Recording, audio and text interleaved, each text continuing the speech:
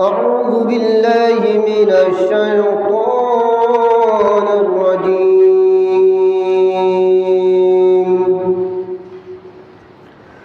بسم الله الرحمن الرحيم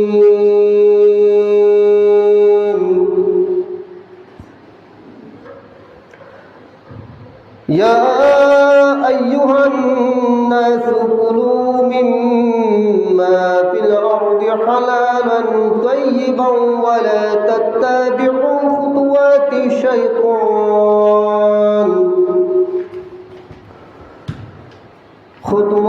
الشيطان إنه لكم عدو مبين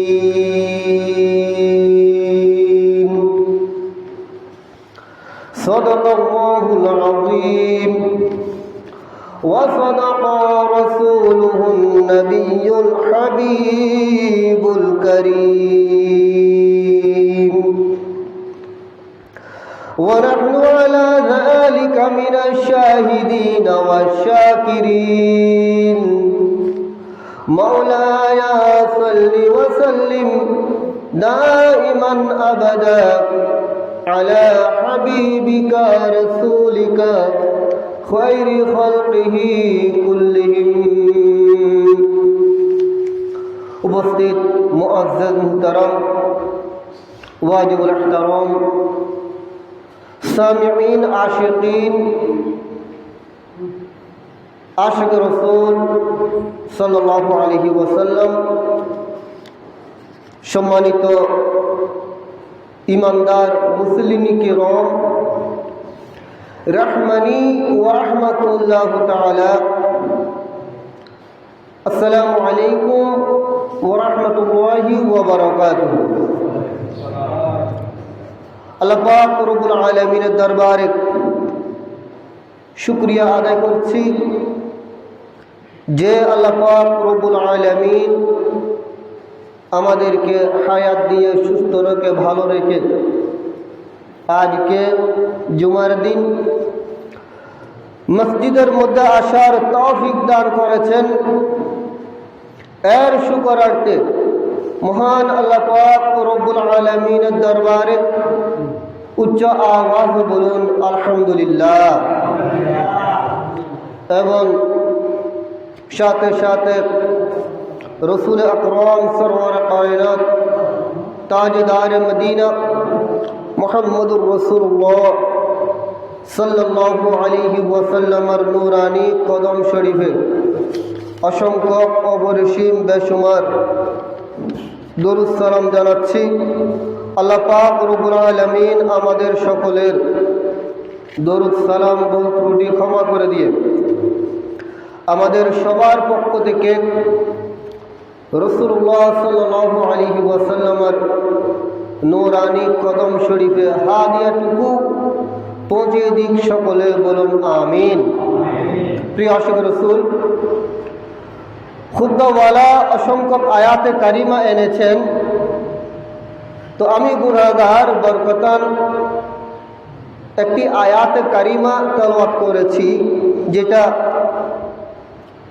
সূরাতুল বাকারা শরীফ 168 নম্বর আয়াতে কারিমা বরকতান তেলাওয়াত করেছি। এর যে অর্থ বলবো এই যোগ্যতাটুকু আমার নেই, তো বরকতান তেলাওয়াত করেছি। তো প্রিয় আশিক রাসূল সাল্লাল্লাহু আলাইহি ওয়াসাল্লাম কুরআন শরীফ এমন একটা নিয়ামত গাইডলাইন দিয়েছে, যেটা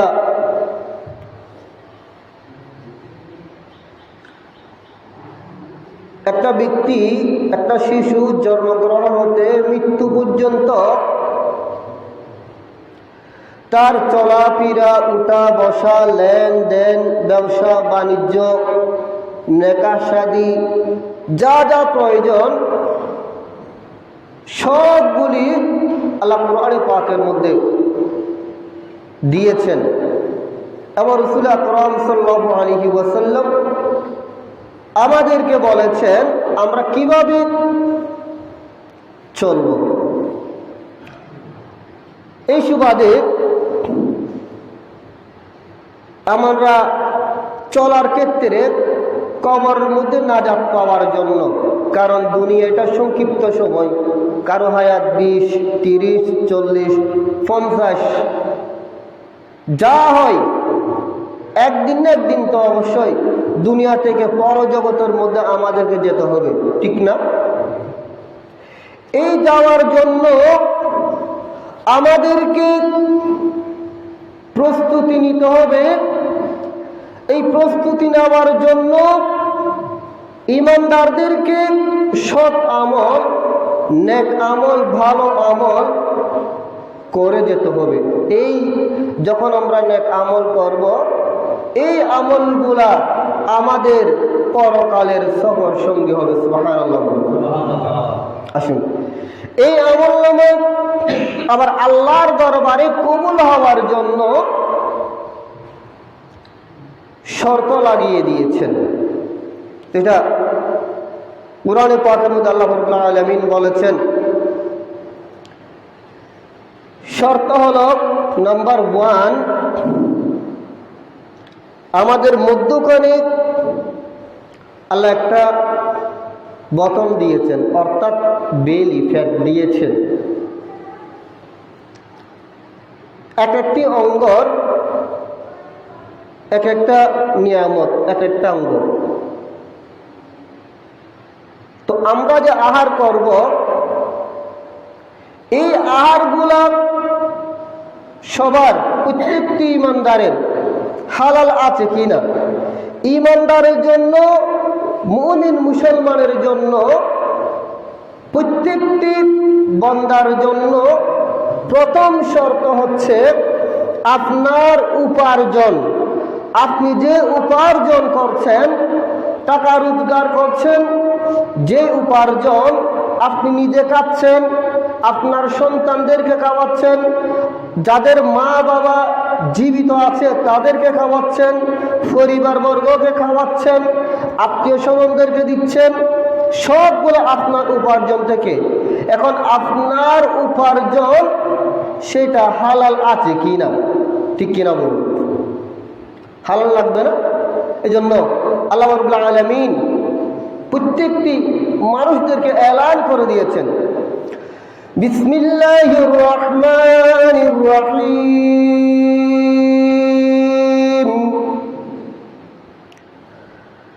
ইয়া আইয়ুহান নাসু কুলু মিম্মা ফিল আরদি হালালান তাইয়্যিবা ইলা আখিরিল আয়াত। আল্লাহ রাব্বুল আলামিন বলেছেন, হে মানব জাতি, ইনসান জাতি, হে মানব সম্প্রদায়, তোমরা জমিনের মধ্যে যেগুলো হালাল রয়েছে, পবিত্র রয়েছে, এগুলো তোমরা ভক্ষণ করো। বলুন সুবহানাল্লাহ। হালাল ভক্ষণ করতে বলেছেন, হারাম নয়। কারণ হারামের দিক দিয়ে আমরা যেতে চাচ্ছি না, কিন্তু শয়তান আমাদেরকে নিয়ে যাচ্ছে, ঠিক কিনা বলুন?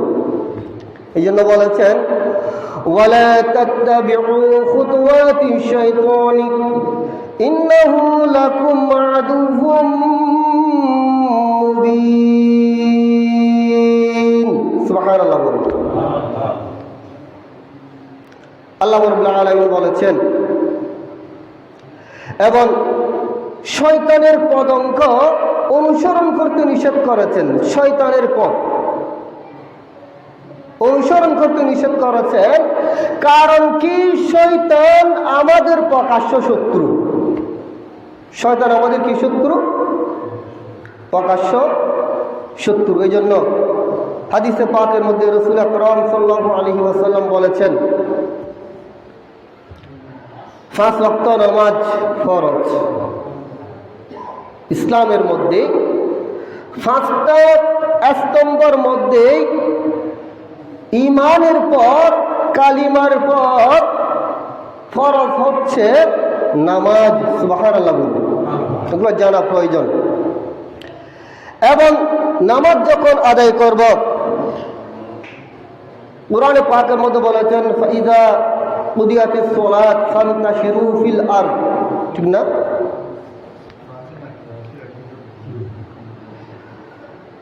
তোমরা যখন নামাজ আদায় করে ফেলো, নামাজ যখন আদায় করে ফেলো তখন জমিনের মধ্যে তোমরা ছড়িয়ে পড়ো, রিজিক তালাশ করো। সুবহানাল্লাহ, রিজিক তালাশ করো। তো কিভাবে রিজিক তালাশ করব? রাসূল আকরাম সাল্লাল্লাহু আলাইহি ওয়াসাল্লাম বলেছেন, ক্বালা রাসূলুল্লাহ সাল্লাল্লাহু আলাইহি ওয়াসাল্লাম তালাবু কাসবিল হালালি ফরিদাতুন বা'দাল ফরিদা। সুবহানাল্লাহ। রিজিক তলব করতে বলেছেন, তোমরা রিজিক তালাশ করো, হালাল রিজিক, হারাম রিজিক নয়, হালাল রিজিক। আল্লাহর হাবিব সাল্লাল্লাহু আলাইহি ওয়াসাল্লাম বলেছেন, হালাল রিজিক তলব করা, হালাল রিজিক অন্বেষণ করা, হালাল রিজিক কুস করা ফরজ সমূহের মধ্যে, যত ফরজ সমূহের মধ্যে আছে একটা ফরজ। সুবহানাল্লাহ। তাহলে বুঝে যাচ্ছে নামাজ পড়া ফরজ, রোজা রাখা ফরজ, যাকাত যদি ফরজ হয়, যাকাত ওয়াজিব হলে যাকাতও দিতে হবে। যাদের উপর ফরজ হয়, ধনাঢ্য ব্যক্তি, আল্লাহ সম্পদ দিয়েছেন, তাদের উপর হজ ফরজ। কিন্তু এগুলি সবগুলি ইবাদত বন্দেগী আল্লাহর দরবারে গ্রান্টেড হওয়ার জন্য আপনাকে হালাল উপার্জন করতে হবে। বড় করে বলুন সুবহানাল্লাহ। সালাতুন ইয়া রাসূলুল্লাহ আলাইকুম সালামুন ইয়া। এক জমানা সোহবত বা আউলিয়া বেহতর আজ সদ সাল তা'তিবেরিয়া। সালাতুন ইয়া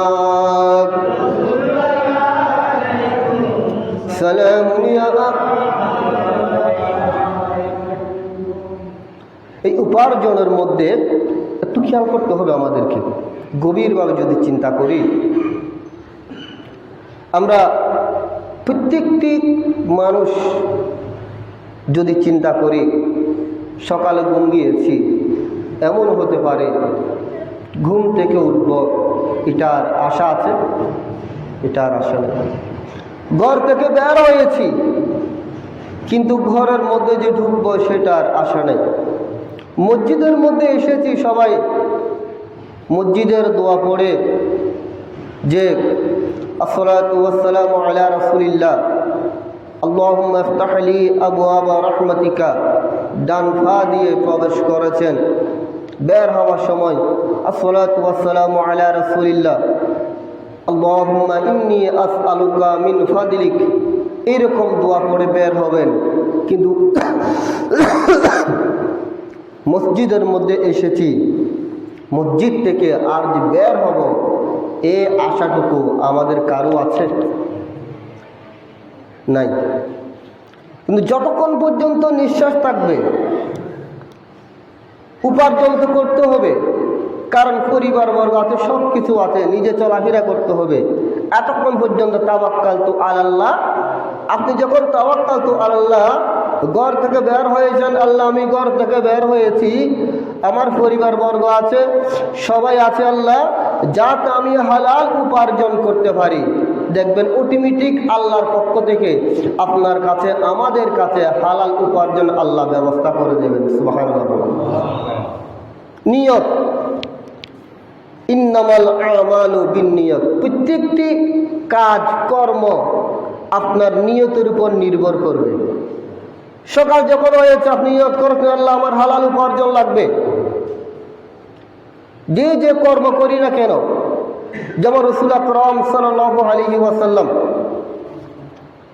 আল্লাহ রাব্বুল আলামিন অসংখ্য নবী রাসূল পাঠিয়েছেন দুনিয়ার মধ্যে। সর্বশ্রেষ্ঠ সকল আম্বিয়া কিরাম, আল্লাহর প্রিয়, আল্লাহর বন্ধু। তো আল্লাহ রাব্বুল আলামিন চাইলে এরা কোনো কর্ম ব্যতীত আল্লাহ খাওয়াতে পারতেন না, নাকি পারতেন না? পারতেন। তো দেখা যায় আনবিয়া কিরাম, অসংখ্য আনবিয়া কিরাম নিজে নিজ হাত মুবারক দিয়ে কাজ করেছেন। সুবহানাল্লাহ। কারণ কি? উম্মতদেরকে, বান্দাদেরকে শিক্ষা দেওয়ার জন্য, সবাইকে শিক্ষা দেওয়ার জন্য, উম্মত তোমরা কারো কাছ থেকে ঠকিয়ে, কারো কাছ থেকে জুলুম করে, অন্যায় করে, অবিচার করে অর্থ উপার্জন করবে না। প্রয়োজনে নিজেই পরিশ্রম করে নিজে উপার্জনের ব্যবস্থা করবে। বড় করে বলুন সুবহানাল্লাহ। হাদিসে পাকের মধ্যে দেখা যায় অসংখ্য আনবিয়া কিরাম ছাগল, মেষ পালন, ছাগল চারিয়েছেন। সুবহানাল্লাহ। এখানে অনেক রহস্য আছে, আমি কিন্তু সেদিকে যাচ্ছি না। যেটা বুখারী শরীফের মধ্যে আছে, রাসূল আকরাম সাল্লাল্লাহু আলাইহি ওয়াসাল্লাম ইরশাদ করেছেন, ওয়াকালা রাসূলুল্লাহ সাল্লাল্লাহু আলাইহি ওয়াসাল্লাম, মা বাআসাল্লাহু নাবিয়্যা, মা বাআসাল্লাহু নাবিয়্যা।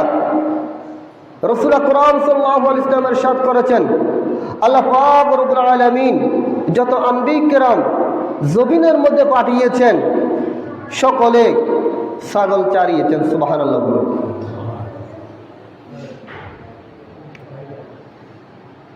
রাসূল আকরাম সাল্লাল্লাহু আলাইহি ওয়াসাল্লাম বলেছেন, এমনকি আল্লাহ পিয়ারা হাবিব সাল্লাল্লাহু আলাইহি ওয়াসাল্লাম পর্যন্ত।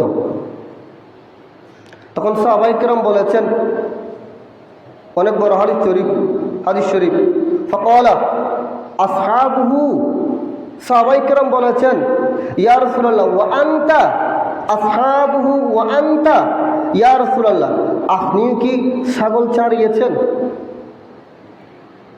রাসূল আকরাম সাল্লাল্লাহু আলাইহি ওয়াসাল্লাম তিনিই করেছেন। আমার নবী বলেছেন, ফাকালা নাআম কুনতু আরআহা। সুবহানাল্লাহ। আমার রাসূল বলেছেন, হ্যাঁ আমিও করেছি মক্কা শরীফের জমিনের মধ্যে। কেন করেছেন? যিনি সর্বশ্রেষ্ঠ রাসূল কেন ছাগল চারিয়েছেন? আমার রাসূল বলেছেন, আলা অরারি, এখানে হাদিস শরীফ এনেছেন, আলা অরারিকা লিহালিল মক্কাতা, আমি ছাগল চারিয়েছি নির্দিষ্ট একটা পরিশ্রমের বিনিময়ে। আমার রাসূল কেন করেছেন? উম্মতকে শিক্ষা দেওয়ার জন্য। উম্মত তোমরা অন্যায়, অবিচার, জুলুম, নির্যাতন না করে, আরেকজনের সম্পদ গ্রাস না করে, প্রয়োজনে তোমরা কর্ম করে খাও। বড় করে বলুন সুবহানাল্লাহ। এগুলো আমাদেরকে শিক্ষা দিয়েছেন। কারণ এই কারণে অনেকে বলে, যারা দুশমন রাসূল, একটি রাখালের গল্প শুনো, নাউযুবিল্লাহ বলেন। রাসূল আকরাম সাল্লাল্লাহু আলাইহি ওয়াসাল্লামকে রাখাল নবী বলেছেন। আমার রাসূলকে রাখাল নবী বলা যাবে? হিংসা করে বলা যাবে না। এগুলো উম্মতদেরকে শিক্ষা দেওয়ার জন্য, আমাদেরকে শিক্ষা দেওয়ার জন্য। কারণ কোরআনে পাকের মধ্যে আমার রাসূল বলেছেন, বুইস্তু মুআল্লিমান, আমি রাসূল শিক্ষক রূপে প্রেরিত হয়েছি। অর্থাৎ আমি বান্দাদেরকে, উম্মতদেরকে আমি শিক্ষা দেওয়ার জন্য পৃথিবীর জমিনের মধ্যে এসেছি। বড় করে বলুন সুবহানাল্লাহ। যেমন রাসূল আকরাম সাল্লাল্লাহু আলাইহি ওয়াসাল্লাম ব্যবসা করেছেন, ঠিক না? ব্যবসা করেছেন না? তাহলে ব্যবসা করা সুন্নত রাসূল। আল্লাহ রাসূল পরিশ্রম করেছেন, তাহলে পরিশ্রম করা সুন্নত রাসূল। আল্লাহ রাসূল সাহাবায়ে কিরাম রাদিয়াল্লাহু আনহুমগণদেরকে তালিম দিয়েছেন, শিক্ষা দিয়েছেন। তাহলে বুঝে যাচ্ছেন তালিম দেওয়া সুন্নত রাসূল। রাসূল আকরাম সাল্লাল্লাহু আলাইহি ওয়াসাল্লাম মা বাবার খেদমত করেছেন, বুঝে যায় মা বাবার খেদমত করা সুন্নত রাসূল। রাসূল আকরাম সাল্লাল্লাহু আলাইহি ওয়াসাল্লাম বাচ্চাদেরকে, ছোট্ট ছোট্ট বাচ্চাদেরকে স্নেহ করেছেন, আদর করেছেন, বুঝে যায় এটাও সুন্নত রাসূল। রাসূল আকরাম সাল্লাল্লাহু আলাইহি ওয়াসাল্লাম মুসাফা করেছেন, মুসাফা কিভাবে করবে শিখিয়ে দিয়েছেন। তাহলে বুঝে যাচ্ছে মুসাফা করা সুন্নত সুন্নতে রসুল। আবার রসুল টুপি মুবারক দিয়েছেন, বুঝে যায় উম্মত যখন টুপি পরবে এটা সুন্নতে রসুল। রসুল আকরাম সাল্লাল্লাহু আলাইহি ওয়াসাল্লাম আপনার বাবরি চুল মুবারক রেখেছেন, এটাও সুন্নতে রসুল। রসুল আকরাম সাল্লাল্লাহু আলাইহি ওয়াসাল্লাম যে পোশাক মুবারক পরেছেন এটা উম্মত পরা, এটাও সুন্নতে রসুল। রসুল আকরাম সাল্লাল্লাহু আলাইহি ওয়াসাল্লাম যে রূপ আহার করেছেন এইভাবে আহার করাটা এটা উম্মতের জন্য সুন্নতে রসুল। রসুল আকরাম সাল্লাল্লাহু আলাইহি ওয়াসাল্লাম যেভাবে মাথার চুল মুবারক আঁচড়িয়েছেন সেভাবে চুল মুবারক আঁচড়ানো এটা সুন্নতে রসুল। তাহলে বুঝে যাচ্ছে যে দিকে তাকাবেন আমার রসুল সবগুলা করেছেন, এই সবগুলা উম্মতের জন্য শিক্ষা, এটা হচ্ছেন সুন্নতে রসুল। বড় করে বলুন সুবহানাল্লাহ। এটা আমাদের জন্য শিক্ষা, না আমরা কিভাবে জীবনযাপন করতাম, অতিবাহিত করতাম, এটা সম্ভব না। ব্যবসায়ী চিন্তা করুন, হাদিসে পাকের মধ্যে আছে ব্যবসা হচ্ছে খুব সুন্দর। আমার রাসূল বলেছেন আত-তাজিরু সুদুকুল আমিন, আত-তাজিরু সুদুকুল আমিন, সত্যবাদী এবং বিশ্বস্ত ব্যবসায়ী। আপনি ব্যবসা করেছেন, হালাল উপার্জন, কাউকে ঠকান নাই, কাউকে কম দেন নাই, কারো কাছ থেকে বেশি দেন নাই, কাউকে ইচ্ছা করে 5 টাকা বেশি দেন নাই, আবার কারো কাছ থেকেও ইচ্ছা করে 5 টাকা বেশি নেন নাই।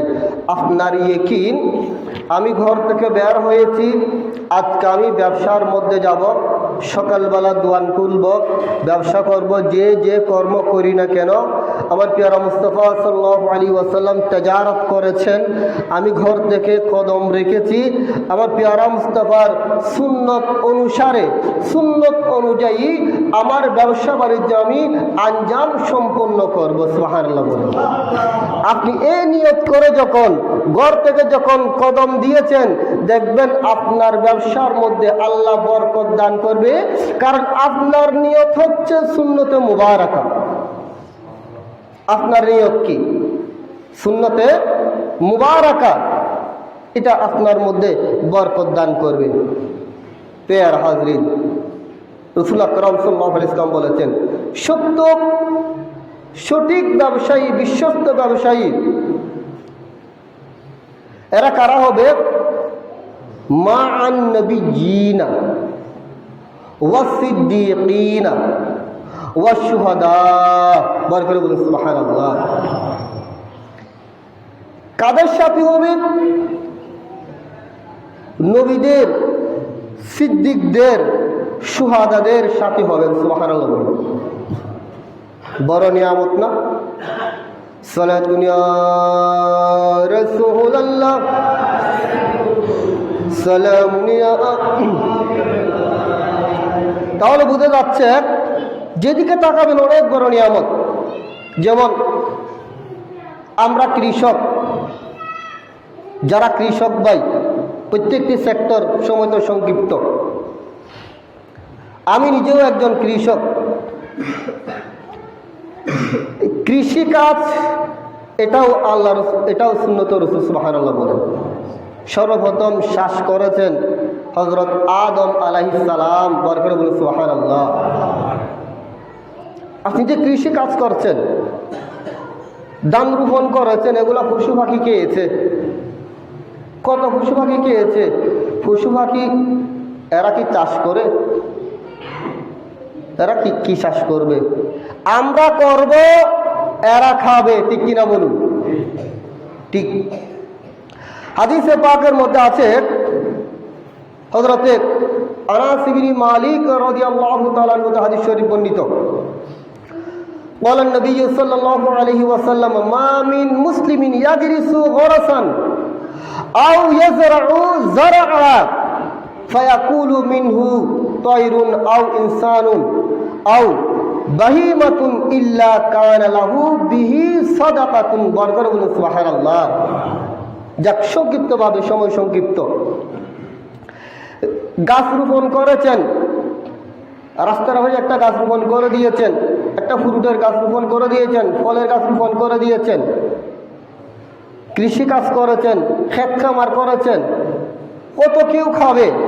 কিন্তু এগুলো হাদিসে পাকের মধ্যে আছে, এগুলা ফায়াকুলু মিনহু তায়রুন, ফাঁকি খেয়েছে, ফাঁকি খাবে, ইনসানে খাবে, চতুষ্পদ জন্তুর খাবে, গরু ছাগল খাবে। এগুলি আপনার জন্য সদকা, বরকত বলুন সুবহানাল্লাহ। যদি আপনার নিয়তটা যদি শুদ্ধ থাকে, চেষ্টা করেছেন পাহারা দেওয়ার জন্য, শত পাহারা দেওয়ার পর কিন্তু খেয়ে ফেলেছে, এইরকম খাই না, খাইতো, তাদের রিজিক। এগুলা আমাদের জন্য, আপনাদের জন্য এগুলা হচ্ছেন সদকা। শুধু নিজে খেলে এগুলা সদকা না। এবং আর সদকা কি? আমরা ধান এনেছি বাড়ির মধ্যে, সবগুলা নিজে খাবো এটা না। পূর্বে আমরা দেখেছিলাম ধান তোলার পর শিরনির আনত, ঠিক কিনা বলুন? এটা কিন্তু দিন দিন উঠে যাচ্ছে। ফাতিয়া দিত, বরকত হবে। আমি আজকে বলে দিচ্ছি, আমরা যারা শ্বাস করি অন্তত পক্ষে এখানে আমাদের মাদ্রাসা আছে, আছে না নাই? এটা কিন্তু ইমানি দায়িত্ব বলা। যারা কৃষি কাজ করি, ধান তোলার পূর্বে নিজ নিজ তৌফিক অনুযায়ী মাদ্রাসার মধ্যে আমাদের কর্তব্য হচ্ছে দান এনে দেওয়া, ঠিক কিনা বলুন? একটু বড় করে বলতে হবে, ঠিক না? কারণ এটাও সদকায়ে জারিয়া। এই দানের উসিলায় কাল কিয়ামতের ময়দানের মধ্যে আপনার জন্য, আমাদের জন্য এগুলা উসিলা হয়ে যাবে। বড় করে বলুন সুবহানাল্লাহ। সদকায়ে জারিয়া, মানুষ যখন মারা যায় এগুলো আলোচনা হবে। ক্বালা রাসূলুল্লাহি সাল্লাল্লাহু আলাইহি ওয়াসাল্লাম, ইযা মাতাল ইনসানু ইনকাতা আনহু আমালুহু ইল্লা মিন সালাসা। মানুষ যখন মারা যাবে, আমরা যখন মারা যাব, তখন কোনো আমল করতে পারবো না। নামাজ পড়তে পারবো না, দান সদকা করতে পারবো না, রোজা রাখতে পারবো না, কোনো কিছুই করতে পারবো না। কিন্তু মসজিদ, মাদ্রাসা, ভালো কাজের মধ্যে দান করেছেন, আপনার কবরে, আমার কবরে যতদিন পর্যন্ত ওই প্রতিষ্ঠান থাকবে, এগুলি কবরের মধ্যে সব পৌঁছতে থাকবে। বড় করে বলুন সুবহানাল্লাহ। এটা আমাদের জন্য দায়িত্ব। যেখানে যেখানে প্রত্যেক সুন্নিদের, ইমানদারদের দায়িত্ব, যেখানে প্রতিষ্ঠান আছে সেখানে প্রতিষ্ঠানকে সহযোগিতা করা, এগুলো আমাদের জন্য সদকায়ে কি হবে? জারিয়া হবে। বড় করে বলুন সুবহানাল্লাহ। সালাতুন ইয়া রাসূলুল্লাহ, সালামুন ইয়া আল্লাহর হাবিব সাল্লাল্লাহু আলাইহি ওয়াসাল্লাম আরেকটা কথা বলেছেন জুলুমের ক্ষেত্রে। অর্থাৎ যারা পরিশ্রম, মানুষ পরিশ্রম করায়, কেউ আছে যে মুনিব, কেউ আছে যে কাজ করে, এরকম না হলে দুনিয়াটা চলতো। একটা সিস্টেম, একটা কি, একটা, এটা হচ্ছে যে একটা কানুন, দুনিয়াটা চলতে হবে। সবাই যদি এক সমান হতো, কে কার খেদমত করতো, শুধু হতো না। কিন্তু হ্যাঁ, আমাদের সবাইকে, ইমানদারদেরকে, মুসলমানদেরকে, মুমিন মুসলমানদেরকে মাথার মধ্যে রাখতে হবে, যারা শ্রমিক কাজ করায় তাদের গাম শুকানোর পূর্বে তাদের পারিশ্রমিক হাতের মধ্যে দিয়ে ফেলতে হবে। বড় করে বলুন সুবহানাল্লাহ। এটা আমার রাসূল করিম সাল্লাল্লাহু আলাইহি ওয়াসাল্লাম নুরানি জাবানে পাকে বলেছেন ইবনে মাজাহ শরীফের মধ্যে। ওয়ালা রাসূলুল্লাহি সাল্লাল্লাহু আলাইহি ওয়াসাল্লাম উতুল আজিরা, উতুল আজিরা আজরাহু ক্বাবলা আইয়াজুফা আরাকুহু। সুবহানাল্লাহ। তোমরা পারিশ্রমিক সাথে সাথে পারিশ্রমিক দিয়ে দাও। কখন? গাম শুকানোর পূর্বেই, গাম শুকানোর পূর্বেই পারিশ্রমিক দিয়ে ফেলতে হবে। এটা আল্লাহ আমাদের কাছ থেকে কবুল করুন, সকলে বলুন আমিন। এবং বিশেষ করে আমাদেরকে হালাল উপার্জন প্রত্যেকটি ক্ষেত্রে, প্রত্যেকটি বিষয়ে আমার কাজটা করেছি এটা বৈধ হচ্ছে কিনা নিজের বিবেক দিয়ে যদি করি, এটা অন্য কেউ আর বিবেক বিবেচনা করতে হবে না, ঠিক কিনা বলুন। হালাল উপার্জন করার আল্লাহ আমাদেরকে তৌফিক দান করুক। সকলে বলুন আমিন। ওয়া আখিরু দাওয়ানা আলহামদুলিল্লাহি রাব্বিল আলামিন। আসসালামু আলাইকুম ওয়া রাহমাতুল্লাহ।